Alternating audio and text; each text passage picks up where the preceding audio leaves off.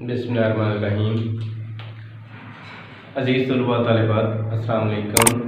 उम्मीद है आप लोग खुश व खुर्म होंगी। अच्छा, तो लास्ट टाइम हम लोग ने जो पढ़ा था वो अदबी इस्तिलाहात फर्स्ट ईयर के हवाले से कुछ पढ़ा था, तशबीह इस्तारा के हवाले से। आज का हमारा टॉपिक वही फर्स्ट ईयर का मारूज़ी पे है। तो आज का हमारा जो लेक्चर है वो इस्तारा पे है। इस्तारा किसे कहते हैं इसके बारे में मुकम्मल मालूमात हम लोग जानते हैं। इस्तारा अरबी ज़बान का लफ्ज़ है जिसके मानी है उधार लेने के। तारीफ बयान करेंगे तो तारीफ में हम लोग लिख सकते हैं, अगर कोई लफ्ज़ अपने हकीकी मानों की बजाय मजाजी मानों में इस्तेमाल हो और इसके हकीकी और मजाजी मानों में तशबीह का ताल्लुक़ पाया जाए तो इसे हम क्या कह सकते हैं जी? इस्तारा कह सकते हैं। तशबीह का ताल्लुक़ पाया जाए। इसके बाद है इस्तारा के बारे में कि एक लफ्ज़ अपने हकीकी मानों में नहीं बल्कि मजाजी मानों में इस्तेमाल होगा। हकीकी माने उसके कुछ और बनेंगे, मजाजी माने और बनेंगे। तो हमें ये ज़हन में रखना है कि मजाजी मानों में उसका इस्तेमाल होना ज़रूरी है। जैसे कि मैंने लिखा है लफ्ज़ चांद, ऊपर मिसाल दी है जी। तो इस मिसाल में हम लोग देख सकते हैं जी, मिसाल में क्या लिखा है? तुम चांद हो, या माँ कहती है मेरा चांद आया। माँ ने क्या लिखा जी? मेरा चांद आया। तो मेरा चांद आया, चांद से मुराद ये नहीं है कि आसमान वाला चांद आ गया है। चांद से मुराद माँ की मुराद है बेटा। लफ्ज़ चांद अपने हकीकी मानों में आसमान पर मौजूद एक सियारा है, ये जो ऊपर लिखा है। जबकि मजाजी मानों में इसका मतलब क्या बनेगा? लेकिन जब ये लफ्ज़ किसी शख्स के लिए इस्तेमाल होता है तो अपने मजाजी मानों में इस्तेमाल होगा। जैसे लफ्ज़ तुम चांद हो, या माँ कहती है मेरा चांद आया। तो तुम चांद हो, वो जो आसमान पर चमकने वाला चांद वो नहीं हो, बल्कि उससे मुराद चांद जैसी खूबसूरती है, इंसान की अहमियत है। इंसान का चांद की तरह खूबसूरत होना है, बेटे का चांद की तरह खूबसूरत होना है, शौहर का चांद की तरह खूबसूरत होना है, भाई का चांद की तरह खूबसूरत होना है। तो चांद के साथ तशबीह बयान की जा रही है, तशबीह का ताल्लुक़ पाया जा रहा है। लास्ट ये देखें मैंने लिखा है, इसमें तशबीह का ताल्लुक़ पाया जाए तो उसे हम क्या कह सकते हैं? इस्तारा कह सकते हैं। इसमें बज़ाहिर नहीं है क्योंकि लफ्ज़ उस बंदे के लिए, उस शख्स के लिए उधार लिया गया है, जबकि इसके दरमियान जो ताल्लुक़ है वो तशबीह का है।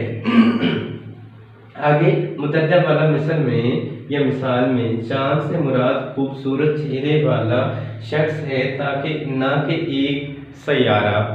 इसी तरह मैंने एक शेर लिखा है, पलकों पर मचल रहे हैं अंजुम, किस चांद से आंख जा लड़ी। तो देखिएगा पलकों पर, आंखों पर क्या मचल रहे हैं? अंजुम मचल रहे हैं। तो अंजुम से मुराद आंसू हैं, ना कि अंजुम से मुराद सितारे हैं। तो सितारे आंखों पर मचल नहीं सकते, इसलिए यहाँ मुराद क्या है जी? आंसू हैं। आंसुओं की चमक को सितारों जैसी चमक शायर ने करार दिया है। उसका जो महबूब है उसकी आंखों पर उन आंसुओं का चमकना वो कैसी खूबसूरती है, वो सितारों जैसी चमक है। जब भी बल्ब की रोशनी पड़े ना तो वो चमकने लग जाते हैं।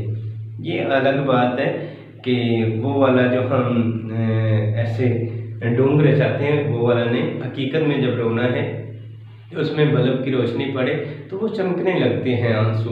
तो उन आंसुओं को उसने सितारों के साथ तशबीह दी है, इसलिए ये इस्तारा कहलाया है।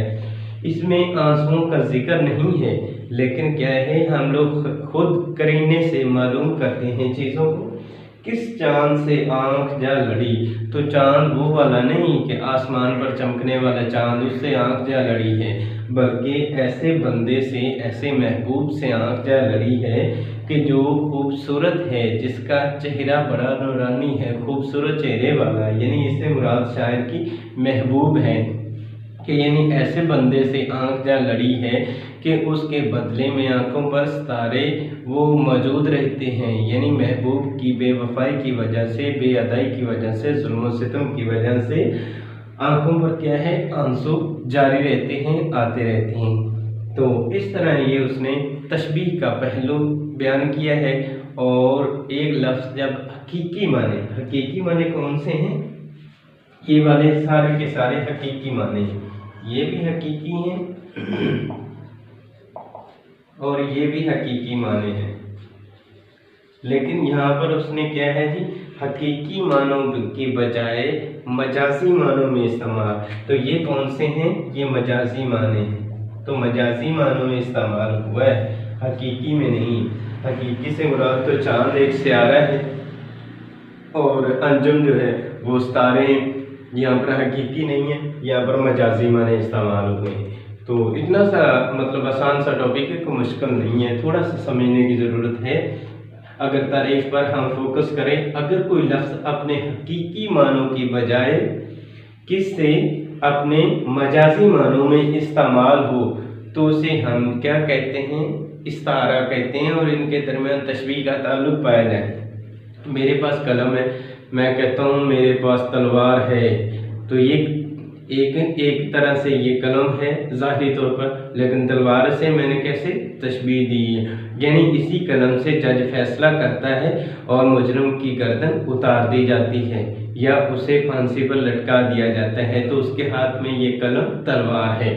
तो इस तरह ये जो मेरे हाथ में तलवार है, ये हकीकी मानों में कलम है और मजाजी मानों में तलवार इसने इस्तेमाल किया है। सो इसके दरमियान जो पहलू या ताल्लुक पाया जा रहा है वो कौन सा है जी, वो तशबीह का ताल्लुक पाया जा रहा है, इसलिए उसने इसके लिए लफ्ज़ तलवार उधार लिया है। सो ये हमारा टॉपिक मुकम्मल हुआ।